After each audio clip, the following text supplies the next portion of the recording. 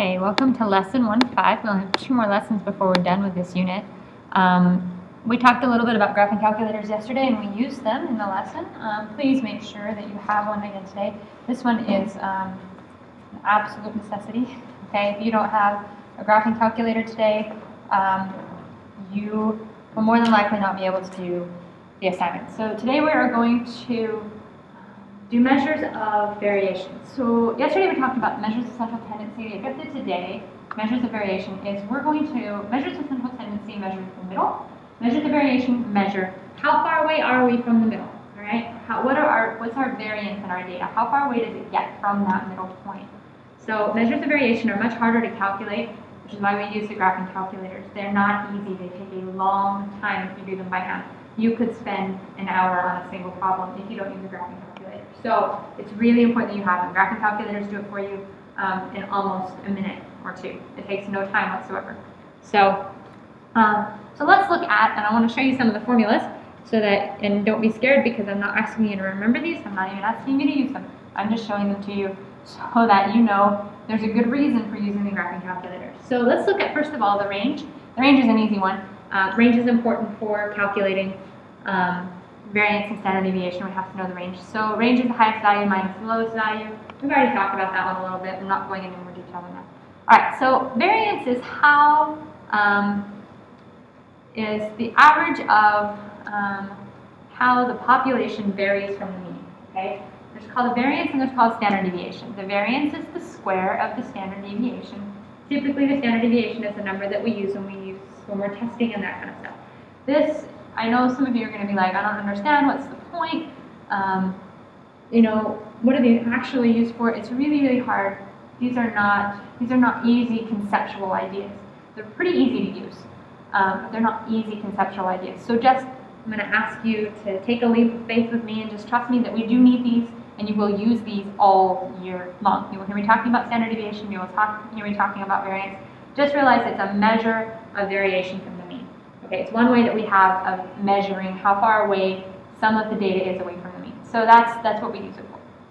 Now, if you look at these formulas, these are messy formulas. So the variance formula, there's population and there is standard, or there is samples. Remember I talked yesterday a little bit about the samples. We will almost always use samples. We will not use standard deviation. So the formulas for population and the formulas for sample are actually different. I'm going to focus on the formula for the samples because that's the one that we use the most often. So here's how you find the standard deviation or variance for a for a set of data. So you're going to take, and I'm just going to use this as an example so you understand why it's important that you have a graphing calculator use this. You're going to take every single data point and you're going to subtract, this is each data point, and you're going to subtract the mean from it. And once you have that number, you're going to square it. And once you have all of those squares, you're going to add them all up. And then you're going to divide by the number of data points you have minus 1. Now, if you have 30 data points, that means that you're taking a data point minus the mean, squaring it 30 times, adding them up, and then dividing by n minus 1. That is a huge amount of work. There is no reason to do that. Okay? I don't care how well you can add. All right? I want to know what is the standard deviation and how do we use it. And now, when you do this, that's the variation. That's the variance. The standard deviation, which is actually the one we use more often to talk about measures of variation, is the square root of that. So once you find the variance, you take the square root of it. Now your graphing calculator actually gives you the standard deviation, not the variance. So if I ask for both, and on your graphing calculator you see the standard deviation, you then have to square it to get the variance. All right, so that's conceptual. Remember, conceptual we don't write down. We're going to move on to example 1. There's only 2 examples today because these are kind of long problems. All right, so this one says find the range, the variance, and the standard deviation. Now, I'm going to give a shortcut for those of you who do not have a graphing calculator, or if a problem specifically asks for a shortcut. Sometimes all you want to do is see, hey, what I think the standard deviation might be. These are not going to be totally accurate. In fact, on all of these, I'm going to show you both. I want you to realize the range, the rough standard deviation, is not an accurate set of data. So, but it's really easy to calculate. You take the range of the data. So if you take the lowest number, or the highest number minus the lowest number, divide by 4, that's going to give you a number. That's an estimate of the standard deviation. It is not the actual standard deviation. So, but to do it with the graphing calculator, we've already talked about how to put in lists, how to go to calc, how to hit the one variable stat. So I'm not going to harp on that. Okay, if you need to remember how to do that, go back to yesterday's video. What I am going to talk about is once we get to this screen over here, one variable stat, what is the standard deviation? This little one right here that says SX, that is my standard deviation. If I ask for both the standard deviation and the variance, you give me this number, this 22.9, you square it, okay, calculators do that, you square it and that will give you the variance. Now you'll notice there's a number right underneath it. That's a Greek symbol, I can't remember the name of it, and it's very, very close. This SX is the sample standard deviation. That little one underneath that is the population standard deviation if the data you were dealing with was a population. Remember, that's very, very rare. Okay? All right, so let's actually do an example with this in our graphing calculators. So you're going to take this. This wants to know is how many incidences where police needed in a school. I'm guessing this is over a year. It doesn't tell us. Okay? In this Allegheny County. I think that's in Pennsylvania. So how many incidences were there where police were needed? So you'll notice in some schools, in the highest school there were 37. Okay, in the lowest school there were 0. So there was a school that had no incidences where police was needed. So if we were to use this sample, this range rule of thumb, okay, and we took the range 37 because 37 minus 0 is 37, and we divided by 4. We're going to get 9.25. Now, I also want you to put this data into your calculator. Put it in your calculator and see what this little SX is. All right? Put it in there, put it in the list, calculate, just take a minute. And you're going to find the actual standard deviation is 15.95. Okay? That is quite a bit different than this number. So this is not totally reliable. I would only use it if it asks for it.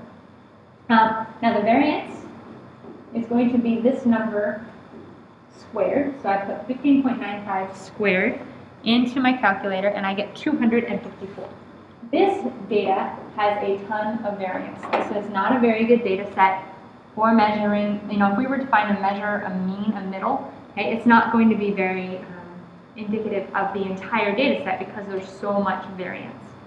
So, all right, let's do a practice problem. Okay.